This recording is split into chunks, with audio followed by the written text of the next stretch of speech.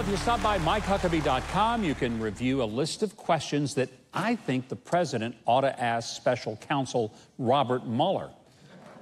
Now, it's only a list of 10 questions, but I figure since he's so busy trying to cook up an obstruction of justice charge, he doesn't have time to answer a list of 49 like the ones that were assumed to be the ones he wanted to ask. You can get that and much more at MikeHuckabee.com. Also, follow me on social media at GovMikeHuckabee. No questions asked and no indictments of those who follow me. I hope. Well, there's been a whole lot of news this week, and I've got a few thoughts on some stories that you should know about. And that's why we created this fount of wisdom that we call In Case You Missed It.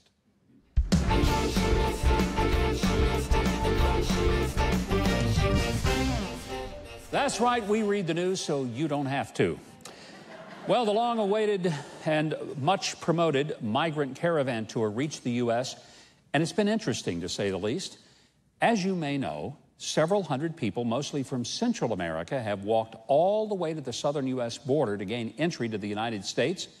And you may also know that this is not how our immigration program works. It may be how a general admission ticket to a rock festival works, but not immigration into the U.S.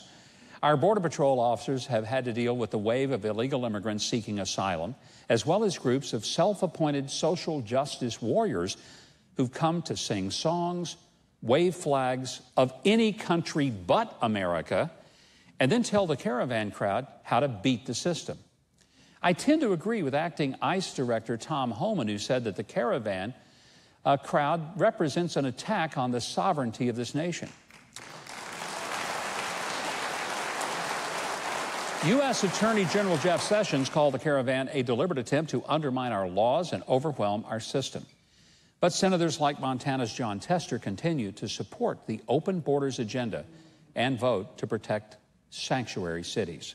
Look, we need to be compassionate and always be able to shelter those who are persecuted in their own homelands. That's what makes America different than so much of the rest of the world. But we've also got to remember that the credo on the Statue of Liberty that we so dearly love does not say, give me your tired, your weary, and those who are trying to beat the immigration system. That's not what it says.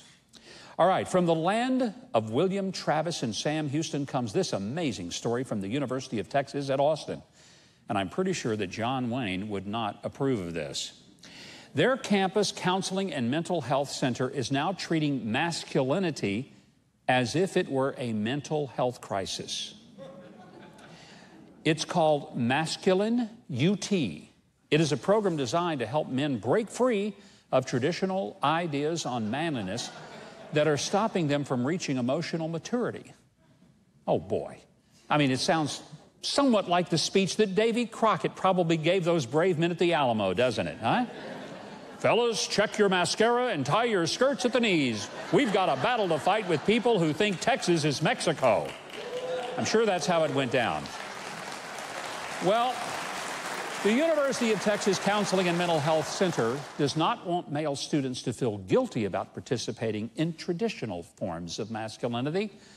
They simply want to empower them to break the cycle. Other schools, including Northwestern and University of North Carolina Chapel Hill, admit that their similar programs are not supported by any research evidence as to the need or effectiveness of the respective programs. So let's do them anyway, right? Oh, by the way, here's my disclaimer. Do not take masculine UT if you have a desire to think, live, or conduct yourself like an actual man. Side effects include mental confusion, walking on your toes, apologizing for almost anything you say, and a tremendous fall-off in your dating life, as well as the ability to have children. Okay, don't say we did not warn you. And in other news on the madness known as political correctness, the Boy Scouts of America announced they would drop the word boy from their name now that they are allowing girls into their ranks after 108 years. Beginning in February of next year, the organization will simply be known as Scouts BSA. Wonder if Scouts BS was already taken. Chief Scout Executive Mike Serbaugh said that many different names was considered, and the process was incredibly fun. I'm sure it was. He noted that we're trying to find the right way to say, we're here for both young men and young women. Now, if I'm not mistaken, the right way to say that would be called Boy Scouts and Girl Scouts of America. But just in case you thought this was all about equality, the Girl Scouts of America organization were broadsided, and they've pledged to launch an aggressive drive to recruit new female members. Makes me wonder if the Boy Scouts, the Scouts BSA, are going for the kill and trying to put Girl Scouts of America completely under.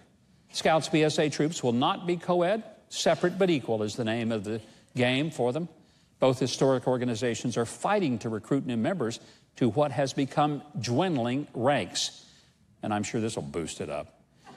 And what better way to succeed than to steal potential Girl Scout recruits and invite them to join your BS Scouts? There you go.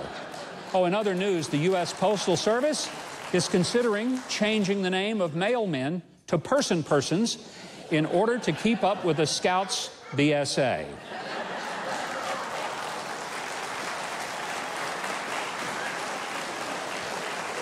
Well, I hope we have given you plenty to think about. Please drop by MikeHuckabee.com. Get a daily analysis of the news from a common sense perspective.